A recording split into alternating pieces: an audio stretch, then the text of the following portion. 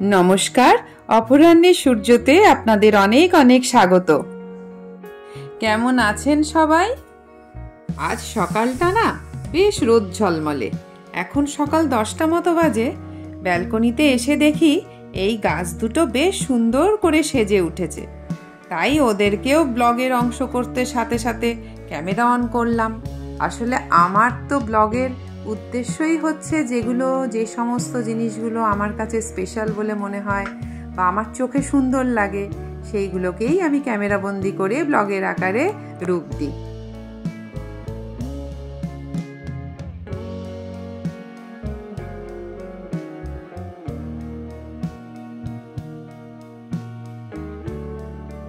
কদিন ধরেই ভাদ্র মাসের শাড়ি কাপড় রোদে দেওয়ার কাজটা আমি এই অঘ্রাণে শুরু করেছি। আগে দেখতাম মা ঠাকুমারা ভাদ্র মাসের শাড়ি কাপড় রোদে দিত, আমরাও দিয়েছি। বেশ কিছু বছর আগে পর্যন্ত ভাদ্র মাসের মতোই ছিল, একদম টানা ঠাটা পোড়া রোদ। কিন্তু এখন তো জলবায়ু পুরো পরিবর্তন হয়ে গেছে। আষাঢ়, শ্রাবণ, ভাদ্র সব যেন একাকার হয়ে গেছে। এমনকি শরতের দুর্গাপুজোও মনে হয় যেন বর্ষাকালেতেই হয়। যতবার ভাদ্র মাসে কাপড় চোপড় রোদে দিয়েছি, ও বাবা দিচ্ছি, দিয়ে পেছন ঘুরতে না ঘুরতেই ফটাফট বৃষ্টি স্টার্ট হয়ে যাচ্ছে। দরকার নেই বাবা, খেয়ে দে কাজ নেই, অত ঝামেলার দরকার নেই। তাই জন্য এখন পুরোপুরি ভাদ্রর কাজটা অঘ্রাণে শুরু করেছি। আমার শাশুড়ি মা এই ভাদ্র মাসের বৃষ্টিটাকে না মজা করে বউ নাচানো বৃষ্টি বলতো। আর আমাদের বাড়িটা যেহেতু দক্ষিণ দিক খোলা, তাই ব্যালকনিটায় খুব রোদ আসে। কষ্ট করে কাপড় চোপড় আর ছাদে বয়ে নিয়ে যেতে হয় না, রোজ কিছু না কিছু এখানটাতেই মেলে দিই। আজ সন্ধেবেলা অনেক দিন পর দুজনে মিলে একটু বেরোলাম। দুই ছেলেই বাড়ি ফেরেনি তখনও। তো হঠাৎ করে মনে হলো আমাদের বাড়ির থেকে একটু দূরেই একটা মন্দির আছে, ওখানে যাই। আমরা মোটামুটি 20 বছর হলো এই বাড়িটা কিনে এসেছি। তখন থেকেই এই মন্দিরের কথা অনেকের মুখেই শুনেছিলাম, কিন্তু এতগুলো বছর আসবো করে আসাই হয়নি। এই যে এবার এসে গেছি। মন্দিরটা হলো ভিআইপির হলদিরাম আছে না, ওর ঠিক অপোজিট দিকে একটা গলি, সেখান দিয়ে ঢুকে এই মিনিট 3-4 মতো লাগে। খুব সুন্দর, পরিষ্কার পরিচ্ছন্ন। আমাদের যেতে একটু দেরি হয়ে গেছিল বলে না সন্ধ্যা আরতিটা হয়ে গেছিল।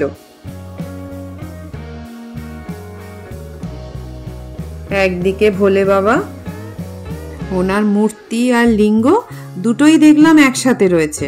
খুব কম মন্দিরেই না এমনটা দেখা যায়। প্রতিদিনের এই দৌড়াদৌড়ি কর্মব্যস্ত জীবনে মাঝে মাঝে এরকম শান্তির স্থানে আসাটা মনে হয় খুব জরুরি। এই মন্দিরটা শ্যাম মন্দির নামে প্রচলিত। আসলে এই যে শ্রীহরি কিরকম বসে আছেন। মন্দিরটা বেশ ফাঁকা ছিল বলে মনে হয় বেশি ভালো লাগছিল। আসলে আমার যেটা হয়, যে কোনো মন্দিরে যদি বেশি কোলাহল থাকে, ভিড় থাকে, আমার মনটা ঠিক শান্তি লাগে না। তাই ফাঁকা মন্দিরে একটু নিরিবিলিতে যাওয়াটাই আমি বেশি পছন্দ করি। এই যে মাতা রানী আর হনুমানজি।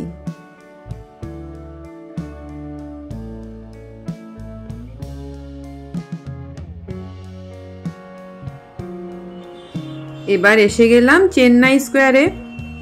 অনেকদিন ধরেই মনটা কেমন যেন ধোসা ধোসা করছিল। এটা একদম ভিআইপির ওপরেই। একটা জিনিস খেয়াল করে দেখেছি, কলকাতা শহরে ভেজ রেস্টুরেন্ট না খুবই কম।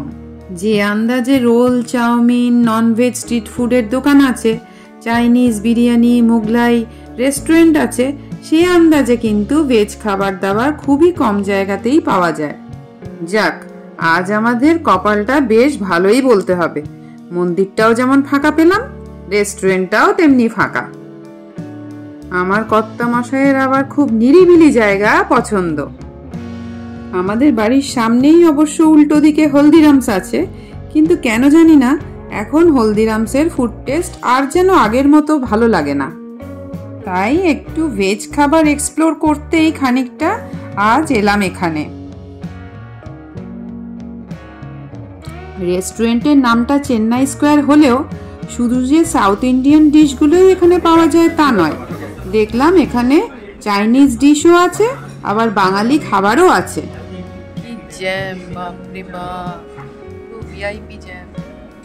যেখানে বসেছিলাম তার পেছনের ভিউটা কি সুন্দর দেখুন।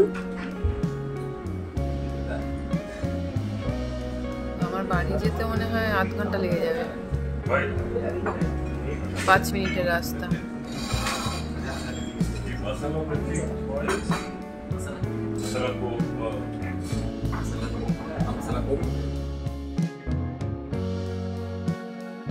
আমি একটা রাওয়া ধোসা অর্ডার করেছিলাম আর ও একটা প্লেন মশলা ধোসা অর্ডার করেছিল, without butter, without cheese.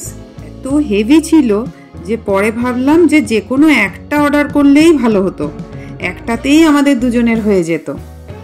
Rava ধোসাটা তো অপূর্ব ছিল, নারকোলের চাটনিটা, সাম্বারটা দুটোই খুব টেস্টি ছিল, কিন্তু আলুর যে পুরটা ভেতরে দেওয়া হয় না, সেটা এতদিন দেখেছি ধোসার ভেতরে দেওয়া থাকে, কিন্তু এখন দেখলাম বাটিতে করে এরা আলাদা করে দিয়েছে। ওটা কিন্তু আমাদের খুব একটা ভালো লাগেনি, কেমন যেন নুন ঝাল কম কম ছিল। আর প্রাইসটা কিন্তু হলদিরামসের চেয়ে অনেকটাই বেশি। তবে সব থেকে যেটা ভালো লেগেছিল সেটা হলো 2 রকমের 2টো চাটনি দিয়েছিল, ম্যাঙ্গো চাটনি আর অনিয়ন চাটনি।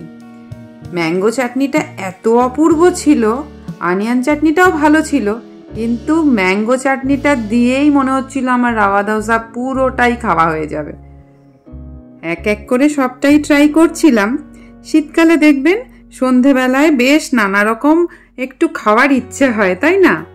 তবে এতটা কোয়ান্টিটি ছিল না যে পুরোটা কিন্তু উদ্ধার করতে পারিনি। এখানে ঢোকার সময় দেখেছিলাম এই ফ্লোরে আরো অনেক শপ ছিল, একটু রাউন্ড দিতেও ইচ্ছা হলো। ও আচ্ছা, আজকের ব্লগে তো এখনো একটা কথা বলাই হয়নি, যেটা না বললেই কিন্তু নয়। সেটা হলো, আপনারা যারা এতক্ষণ আমার কষ্ট করে বানানো ব্লগটা দেখছেন তাদেরকে অসংখ্য অসংখ্য ধন্যবাদ। পুরনো বন্ধু, নতুন বন্ধু সবাইকে আমার অনেক অনেক ভালোবাসা জানালাম। আর যারা পুরো ব্লগটা দেখে লাইক কমেন্ট করছেন তাদেরকে আর ধন্যবাদ দিয়ে ছোট করলাম না। বাইরে বেরিয়ে পড়লাম, দেখলাম ততক্ষণে রাস্তার জ্যামটা কেটে গেছে। আর ঢোকার সময় যত না ঠান্ডা লাগছিল, বেরিয়ে দেখলাম ঝপ করে বেশ ভালোই ঠান্ডা পড়েছে। আজকের মতো ব্লগটা এতটুকুই রইল। দেখা হচ্ছে আপনাদের সাথে আবার পরের ব্লগে। ততক্ষণ আপনারা সবাই ভালো থাকবেন আর সকলকে ভালো রাখবেন।